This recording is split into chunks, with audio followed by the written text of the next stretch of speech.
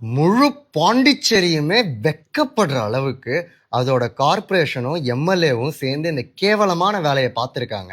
எல்லாருக்கும் தெரியட்டும் அப்படின்னு தான் இங்கே போடுறேன். இது வரைக்கும் விலங்குகளுக்காக சண்டை போட்டதை தாண்டி விலங்குகளுக்காக குரல் கொடுக்குறவங்களுக்கும் சேர்த்து சண்டை போட வேண்டிய நிலைமை வந்துருச்சு. சுருக்கமாக சொல்கிறேன், ஒரு நாய்க்கு வெறி பிடிச்சிருச்சு, ரேபிஸ் வந்துருச்சு, அங்கே இருக்கிற பிற நாய்களையும் மனிதர்களையும் கடிக்க ஆரம்பிக்குது. தொகுதி எம்எல்ஏ என்ன பண்றாரு அப்படின்னு பாத்தீங்கன்னா, கார்பரேஷன் அணுகிறாரு, இந்த நாயை அகற்றியே ஆக வேண்டும் அப்படின்னு. கார்பரேஷன் என்ன பண்ணியிருக்கணும் அப்படின்னு கேட்டிங்கன்னா, அந்த நாயை கைப்பற்றி கொண்டு வந்து 10-15 நாள் அப்சர்வேஷன்ல வச்சிருக்கணும். ரேபிஸ் தான் அப்படின்னா நாயே தானே இறந்து போயிடும்.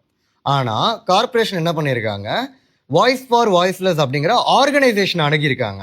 அவங்கள கூப்பிட்டு நீங்க இந்த நாயை எங்களுக்காக அப்புறப்படுத்த முடியுமா அப்படின்னு கேட்டிருக்காங்க. இது கார்பரேஷன் கமிஷனர் அமிச்ச மெசேஜஸ், நான் இந்த வாட்ஸ்அப் மெசேஜ் எல்லாம் இங்கே போடுறேன். இதை மதிச்சு அங்கே இருக்கிற வாய்ஸ் ஃபார் வாய்ஸ்லெஸ் ஆர்கனைசேஷன்லேருந்து 3 பேர் அங்கே இந்த நாயை கைப்பற்றுறதுக்காக போயிருக்காங்க.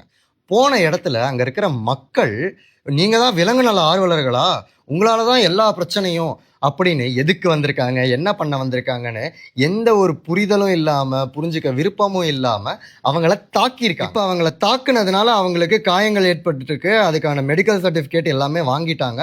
இவங்க போயிட்டு போலீஸ்ல புகார் கொடுக்குறாங்க. ஆனா அதுக்கு முன்னாடியே இந்த ஆளுங்க என்ன பண்ணிட்டாங்கன்னு பாத்தீங்கன்னா, அவங்க போய் முன்னாடியே புகார் கொடுத்து வச்சுட்டாங்க. அதாவது இவங்க குடிச்சிட்டு வந்து அங்க பிரச்சனை பண்ணாங்களாம், அங்க இருக்கிற பெண்கள் கிட்ட பிரச்சனை பண்ணாங்க, இவங்களை வந்துட்டு வம்புக்கு இழுத்தாங்க, அந்த எம்எல்ஏவை திட்டினாங்க, அப்படி இப்படின்னு இவங்க கம்ப்ளைண்ட் கொடுத்துருக்காங்க. ஆனா இது முற்றிலும் பொய். ஆனா அந்த தொகுதியோட மக்களாச்சே, அது எப்படி எம்எல்ஏ அவங்க மேல கேஸ் போட விடுவாரு? எலெக்ஷன் வந்தா அவருக்கு ஓட்டு வேணும்ல. அதனால இவரை ப்ரெஷர் போட்டு போலீஸ இந்த வாய்ஸ் ஃபார் வாய்ஸ்லெஸ் ஆர்கனைசேஷன்ல இருந்து உதவி பண்ண வந்தவங்க மேல எஃப்ஐஆர் போட்டிருக்காங்க. இதெல்லாம் இவங்க இன்னைக்கு நேத்து பண்றது கிடையாதுங்க. 10 வருஷத்துக்கு மேலும் நூத்துக்கணக்கான விலங்குகளை காப்பாத்தி மருத்துவம் பார்த்து மறுவாழ்வு கொடுத்தவங்க.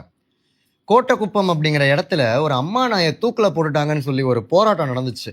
அதுல என்னோட உரை கூட நிறைய பேரை போய் சேர்ந்துச்சு. அந்த போராட்டத்தை தொடங்கி வச்சது வாய்ஸ் ஃபார் வாய்ஸ்லெஸ். இவங்க தான் அதுக்கு ஆர்கனைஸ் பண்ணாங்க.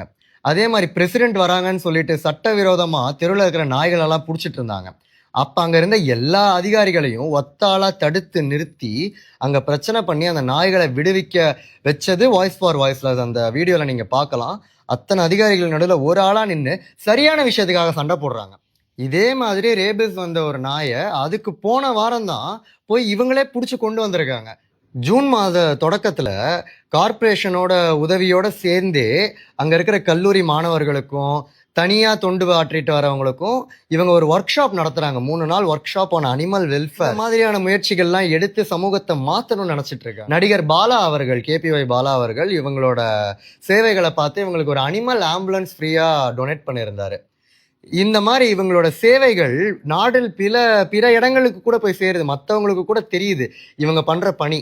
ஆனா அதே ஊர்ல இருக்கிற அதை ஆட்சி செய்யறவங்க, அதோட அதிகாரிகளுக்கு இவங்களோட அருமை புரியாம போயிடுச்சு. நீங்க தூக்கி கொண்டாட வேணுங்க இவங்களெல்லாம்.